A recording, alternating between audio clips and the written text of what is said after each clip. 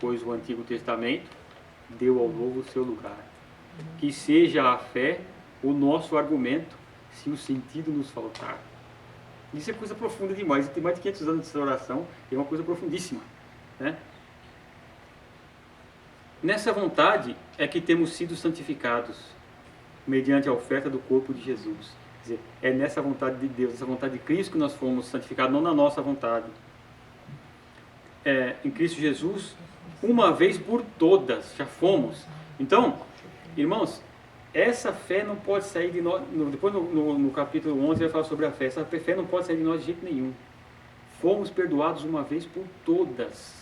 O nosso problema não é o perdão do pecado. O nosso problema agora é fazer a vontade de Deus.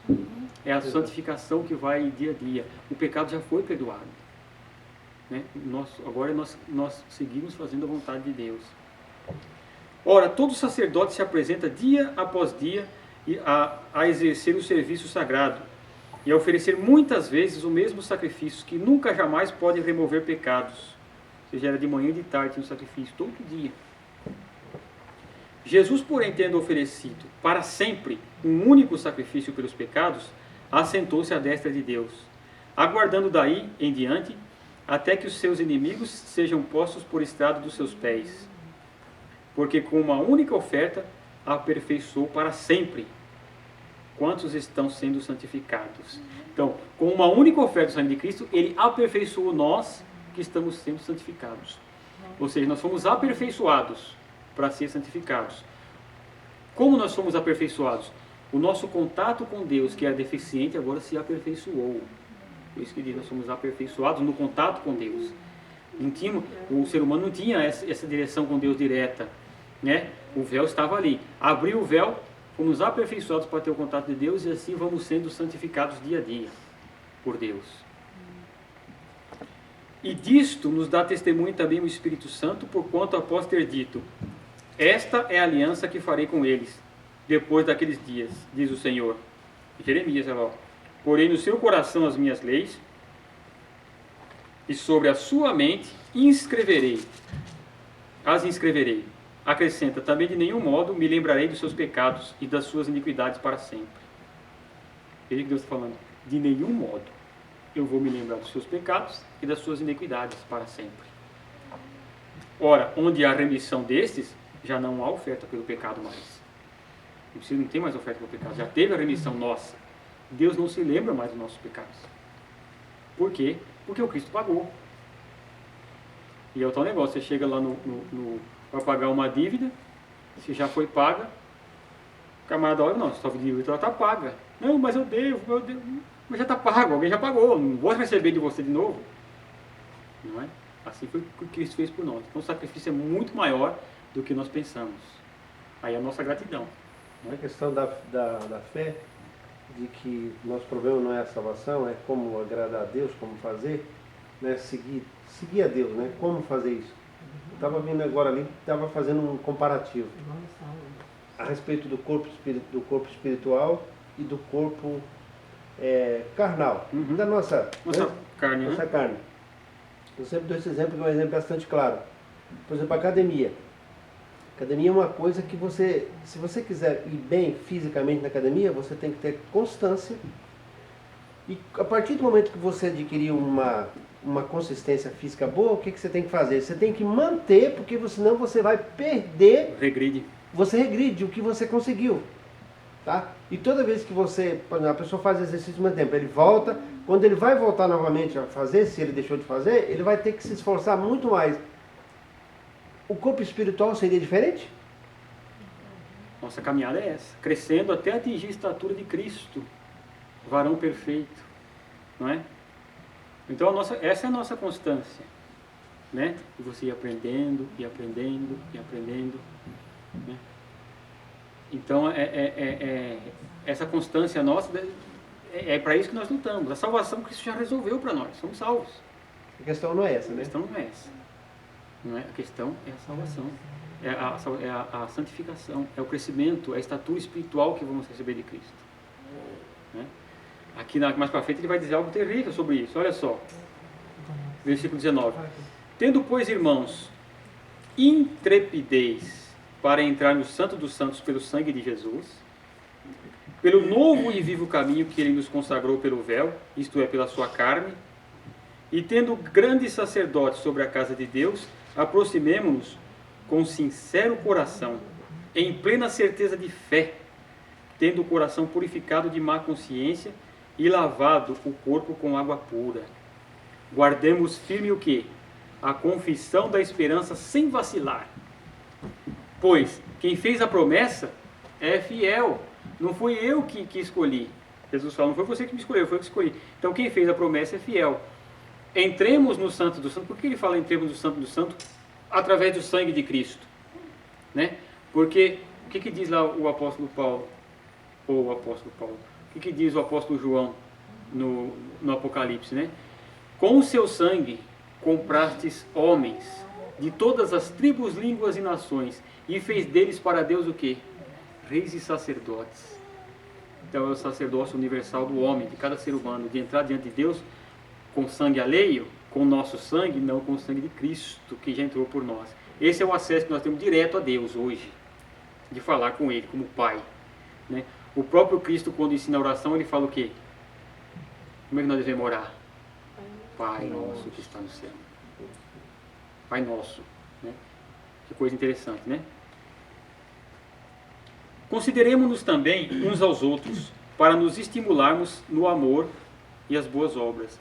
Aqui eu falo da igreja, a consideração que nós temos que ter um pelo outro. Não deixemos de congregar-nos, como é costume de alguns. Antes façamos admoestações, e tanto mais quando vedes que o dia se aproxima. Então, por que nós congregamos? Um vai fortalecendo o outro. Irmão, eu estou com problema, já passei por isso. Irmão, tal. Exortação, o conselho, a oração. É para isso que as pessoas congregam. E afinar o outro.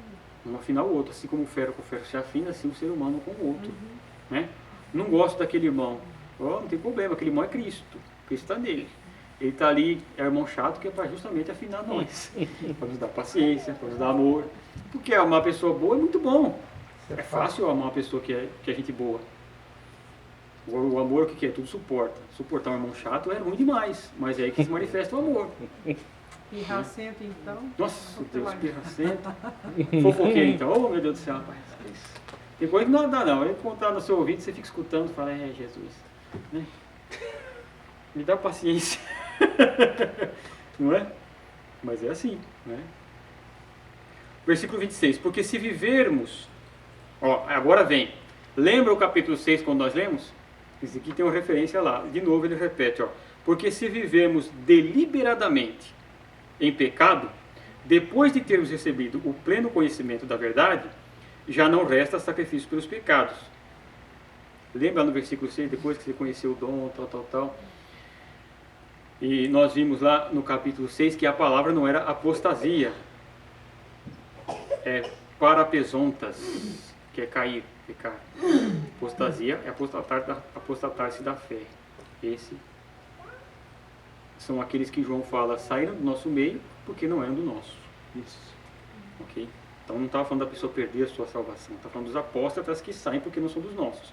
Então caiu, vai receber o castigo. Aqui você vê, a palavra de novo não é apostasia. A palavra é amartozonton. O grego é engraçado, né? Porque armatio é pecado, né? Por isso que a doutrina de pecado chama armatiologia, né? Então, armatozonto é aquele que deliberadamente, eu estou salvo, agora que eu vou pecar mesmo, como diz o apóstolo Paulo lá, né? Onde abundou o pecado, superabundou a graça. O que faremos então? Vamos pecar para que a graça abunde? De jeito nenhum, porque Deus é o que? Fogo consumidor, né? Então ele diz assim, já não há sacrifício pelos pecados, porque o sacrifício já foi feito por Cristo, aqui falou aqui, foi um só. Não vai fazer outro sacrifício. O que vai acontecer? Vai fazer outro sacrifício, como nós estudamos lá no capítulo 6, vai haver outro batismo? O que vai acontecer? Pelo contrário. Certa expectação horrível de juízo e fogo vingador, prestes a consumir os adversários. Isso não é o crente, são os adversários. Sem misericórdia morre pelo depoimento de 2 ou 3 testemunhas, quem tiver rejeitado a lei de Moisés. De quanto mais severo castigo julgais vós, será considerado digno aquele que calcou aos pés o Filho de Deus e profanou o sangue da aliança, com o qual foi santificado e ultrajou o Espírito da graça. Veja as palavras que ele pôs, são pesadas. Ora, nós conhecemos aquele que disse: a mim pertence a vingança, e eu retribuirei. E outra vez, o Senhor julgará o seu povo. Horrível coisa é cair nas mãos do Deus vivo. Então, uma palavra leve, né? Né? Então, quer dizer, o que Deus está falando? Aos apóstatas, ele vai consumir com fogo. Aquele que é cristão e tem o pensamento: bom, eu já estou salvo, então agora eu vou fazer o que quiser. Sabe o que vai acontecer? O que aconteceu lá com o galera de Coríntios. Quando o apóstolo Paulo fala que eles iam para a ceia e se embriagavam, né? Uns comiam demais e se embriagavam, outros pegavam e ficavam sem comer. Paulo fala: sabe o que acontece? É por causa desse tipo de coisa que há entre vocês muitos enfermos e muitos doentes, e muitos que até dormem. Ele não fala que morte é a morte eterna. Muitos que até dormem. Deus matou o camarada. O cara adoeceu e depois morreu. Por quê? Deliberadamente continuava fazendo aquelas coisas. Foi para o céu? Foi. Aí é o caso do cara que o apóstolo Paulo entrega para Satanás. O cara vai lá e deita com a madrasta dele. Quer dizer, deitou com a madrasta, teve relação com a madrasta e não se arrependeu ainda. O pior é isso. E Paulo fala: pô, vocês têm vergonha, vocês deviam estar arrependidos e chorando, vocês estão aí, legal, eu estou salvo. Ele falou: sabe o que eu vou fazer com esse camarada? Vou entregar ele para Satanás, para que o corpo dele seja castigado, para que ele seja salvo no dia do juízo. Então, ao salvo, por isso que o Senhor fala: eu repreendo aquele que eu amo e eu castigo mesmo a todo aquele que eu tenho por filho. Não é? Então, quanto a nós, se deliberadamente começarmos a fazer isso, o castigo virá e não tardará. Né? E às vezes nós vemos muito, não que há pessoas que estão doentes porque pecaram, não, pessoas que estão doentes porque estão passando, são pessoas que têm a sua paciência aprovada, tudo. Mas tem pessoas que são cristãos e pecam deliberadamente e caem numa situação terrível. Né? Quantos você não vê que acontece isso? É castigo divino? É. Vamos dizer que não é castigo. Eu tenho que lembrar: não, Deus não castiga ninguém. Ué, mas então o que ele diz? Senhor, eu repreendo aquele que ama e eu castigo aquele que eu tenho por filho. Castiga sim, não é? Assim como o pai repreende seu filho e castiga o seu filho para o mal dele, não para o bem. Né? O pai vai lá e... Eu conheço um senhor lá onde eu morava, um cearense, que fala assim: ó, tinha dia que eu tomava 3 surras por dia, né, do meu pai. Tinha dia que eu estava cansado de apanhar já. Né, e apanhava de novo. E ele disse assim: mas se o meu pai não me batesse, eu hoje era um marginal, porque eu era terrível. Eu era uma criança terrível, eu ia ser um marginal mesmo. Né? E era um homem honesto, um homem direito. Apanhou igual o pandeiro, né? A questão do castigo é uma coisa interessante, que eu já prestei atenção. No castigo, falando em relação a nós como humanos, como é que seria o Senhor, né? Além de você não dar, ainda você tira o que tem. No caso, muitas vezes, ó, você não vai ter isso e ainda o que você tem lhe é tirado. Né? No caso, alguns privilégios que a criança, o menino tem, né? Como é que seria o Senhor nessa questão do relacionamento pai-filho, da questão da justiça, como é que ele trabalha? Né? Porque a gente, por exemplo, olha, você não vai para a escola, ou você não vai fazer isso, e também você agora não vai ter isso, você não vai assistir. Você assistia uma televisão, você não vai assistir mais. Você fazia isso, você ia no passeio tal, agora você não faz mais. Além de você não ganhar do pai, ainda você perde ainda muitas coisas que você tem. O Marcos, posso contar, Marcos, teu pai? Pode. O Marcos contou que uma vez o pai dele falava para ele se arrumar, né? Isso. Para ir para a escola. Não, esse eu guardo hoje, por isso que eu estou na igreja metodista, graças a Deus. Eu era moleque, tô jogando bola, naquela época, né? Juntava a família na casa do tio visitar. Ele falou: ó, 5 horas eu quero vocês de bonde tomada aqui que nós vamos para o aniversário. O único que não chegou em casa foi eu. Meus irmãos eram menores. Ele trancou a casa todinha Eu cheguei em casa 5h10, vamos dizer assim, tava tudo fechado. Sentei no muro e fiquei chorando. 7 horas da noite, 7h30 ele chegou. Eu te avisei, não avisei? Só isso que ele falou. Depois daquilo ali, Nunca mais. às vezes vocês iam chegando na igreja 15 meia hora, eu lembro disso daí, né? O Rafa também foi assim. Nós tínhamos uma festa de final de ano da empresa que eu trabalhava e falei, olha, vai tomar banho, que nós já estamos arrumando, já está fazendo as coisas para levar e o Dani, o Gustavo já estava quase pronto e ele andando de bicicleta. na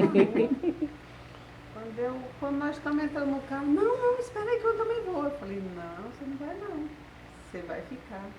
Ficou chorando, chorou tanto que foi dormir soluçando. A menina que ficou em casa, que morava com a gente, né, cuidava deles, Lúcia, eu fiquei com dó, mas ele chorou tanto que foi dormir e cochilou.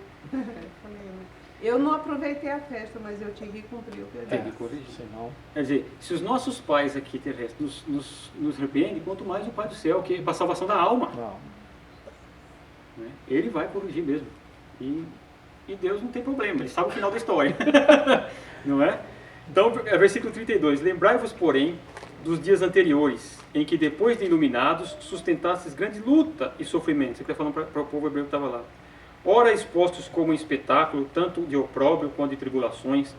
Ora, tornando-vos coparticipantes com aqueles que desse modo foram tratados, porque não somente vos compadecestes dos encarcerados, como também aceitastes com alegria o espólio dos vossos bens. Ou seja, o cara se convertia, às vezes era tomar os bens dele. Não é a doutrina da prosperidade, né? Vem para aqui você vai ter tudo. É o inverso, vem para aqui você vai perder tudo. Né? E eles suportaram isso. Né? Tendo consciência de possuirdes vós mesmos patrimônio superior e durável. Vai tomar o que quiser, o meu patrimônio está lá no céu. Não é? Não abandoneis, portanto, a vossa confiança. Ela tem grande galardão. Com efeito, tendes necessidade de perseverança, para que, havendo feito a vontade de Deus, alcanceis a promessa. Porque ainda dentro de pouco tempo, aquele que vem, virá e não tardará. Todavia, o meu justo viverá pela fé, e se retroceder, nele não se compraz a minha alma. Nós, porém, não somos dos que retrocedem para a perdição. Somos, entretanto, da fé, para a conservação da alma. Esses somos nós. Nós não retrocedemos porque a fé não é nossa. A fé foi dada por Deus, e a fé dada por Deus não retrocede. Amém? Então, Graças a Deus. bendito seja Deus. Amém. Ok? Semana que vem a gente continua.